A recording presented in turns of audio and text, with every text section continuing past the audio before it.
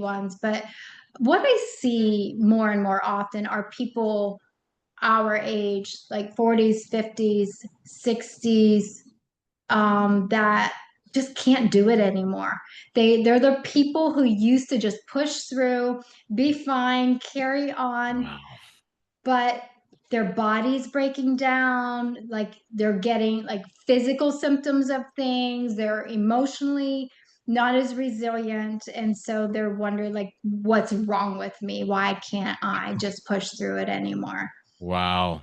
Anita, you know, and in the work that we do, which, I consider it to be sort of on that, we're like the Marines, right? We go in early before things get really, and try to capture the issue early.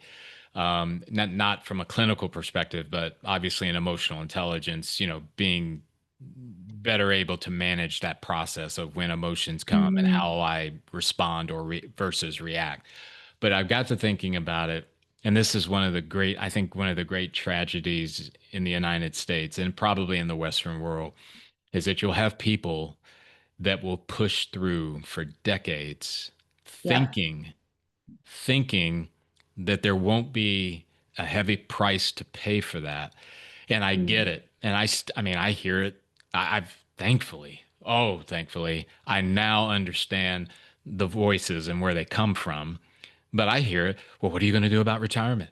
Are you going to have enough? Are you going to, Yeah. how are you going to manage that? How are you going to do this? And boy, I'd be, and I'm like, wait a minute. So what you're telling me is, and I bought it back in my corporate career, prior to entrepreneurism.